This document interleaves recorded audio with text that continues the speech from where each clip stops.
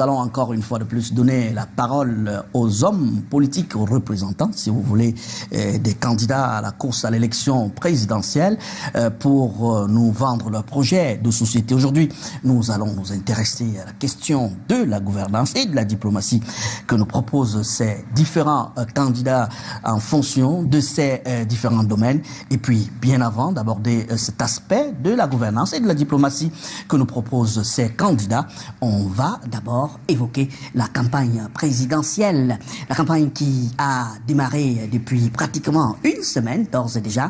On va essayer de scruter, de voir comment est-ce que cette campagne présidentielle se déroule. La première observation qu'on peut faire, on se rend aisément compte qu'il y a un retard à l'allumage. On constate également une petite morosité. D'autres critiques, on se pose la question de savoir où est passé le candidat du RDPC. On voit beaucoup plus ces militants s'est déployés sur le terrain. Le président était annoncé du côté de Marois, annoncé même à Douala, annoncé du côté de la Lequier également. Plus rien. Que se passe-t-il exactement avec le RDPC? Le candidat du RDPC ira bien là où il voudra bien lancer la campagne, battre campagne. Je vous rappelle tout simplement que l'article 3 de la Constitution dit que les partis politiques participent à l'expression des suffrages. Les partis politiques, c'est notre candidat. Nous allons promouvoir cette candidature parce que nous sommes dans un État où les règles républicaines existent. Et je n'aimerais pas me trouver en face des gens qui sont des mutants. On recherche. Le président de la République, que je l'ai vu ou pas, ce n'est pas une préoccupation en ce qui me concerne. Ce qui me concerne surtout, c'est ce que je reçois de la République qui fonctionne sous son autorité. Par contre, être mutant ne me rassure pas beaucoup.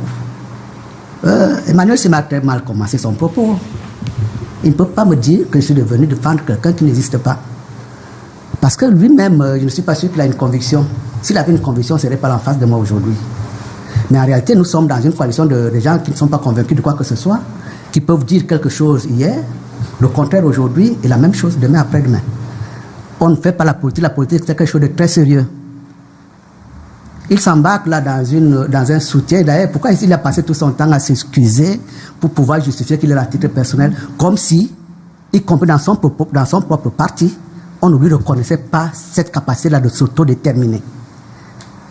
Son leader a dit, MRC, je laisse libre les gens, je les laisse libres de leur choix. Et le voilà emballé en début d'émission à pouvoir justifier pourquoi il peut être là. Il n'a pas à justifier cela. Mais en réalité, quand on est embarqué dans ce genre de contradiction en répétition, on vient polluer l'espace public.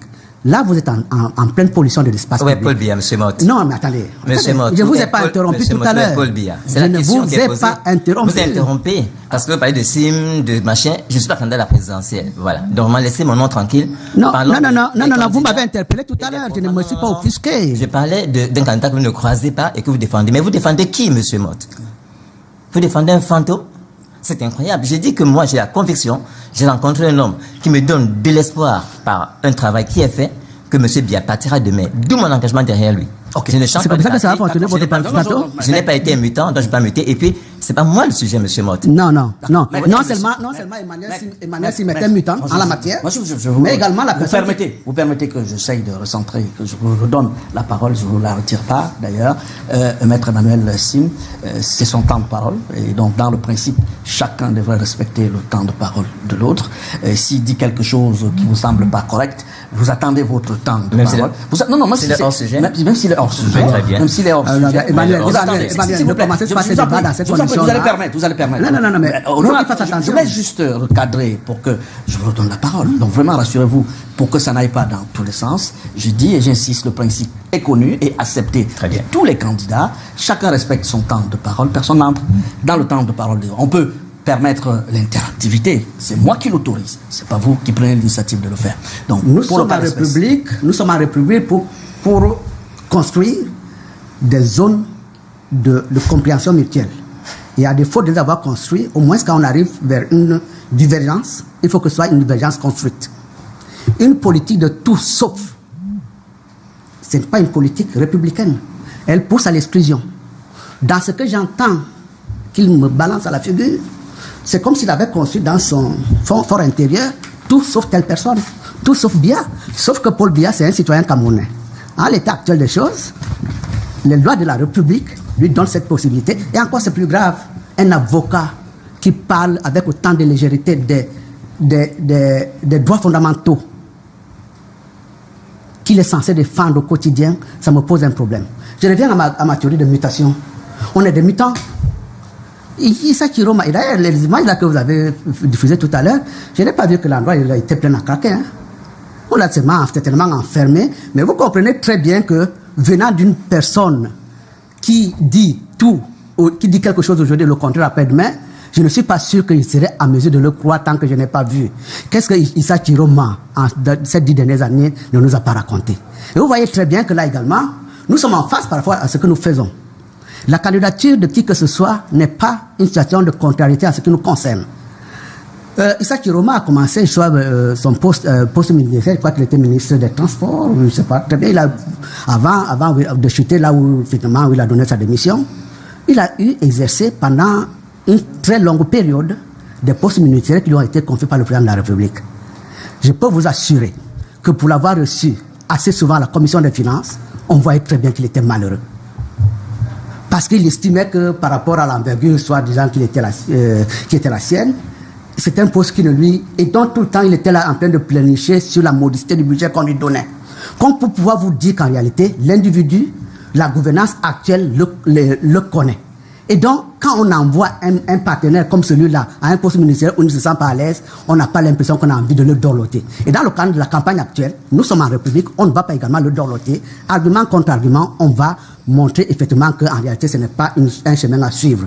Quelqu'un qui vous dit aujourd'hui, quelle est l'espérance qu'il nous apporte? L'espérance du mensonge, de la contradiction, de dire une chose aujourd'hui, de dire l'autre chose après. Mais effectivement, pour des gens qui sont, effectivement, parce que la personnalité de son excellence Paul Biya les contrarie au plus haut point, ils ont également le droit. Mais là également, la tolérance voudrait que, argument contre argument, y compris par rapport, venant de quelqu'un, effectivement, pour lequel on ne supporte absolument pas le physique, on a le temps de l'écouter. Et dans le cadre de cette écoute-là, nous sommes dans une élection qui s'annonce le 12 octobre. Effectivement, il y a des gens qui vont voter.